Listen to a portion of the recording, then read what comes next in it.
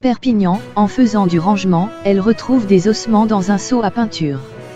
Un crâne et des ossements ont été découverts dans une maison inhabitée depuis plusieurs années, à Perpignan. C'est la propriétaire du logement qui a fait cette macabre trouvaille alors qu'elle venait nettoyer les lieux. Les morceaux de squelette se trouvaient dans un seau à peinture. Nouvelle révélation sur les primes occultes en liquide pendant la campagne 2007 de Sarkozy. Les salariés les plus dévoués de la campagne présidentielle de Nicolas Sarkozy en 2007 auraient bien touché des primes occultes en espèces. C'est ce qu'a révélé une enquête de France Inter et France Info ce week-end, extrait de procès-verbaux à l'appui. Surfer, sur le toit des trains, le dangereux phénomène à la mode. Les images sont vertigineuses.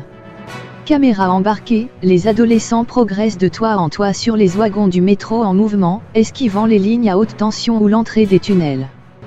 Parfois cramponnés sur les flancs du véhicule, ils évitent des trains qui arrivent en sens inverse et les obstacles qui bordent les voies ferrées.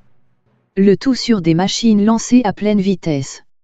Le train surfing a, depuis quelques années, le vent en poupe et les vidéos pullulent sur les réseaux sociaux. Croix de Ploërmel, de Paris à Varsovie, la mobilisation ne flanche pas.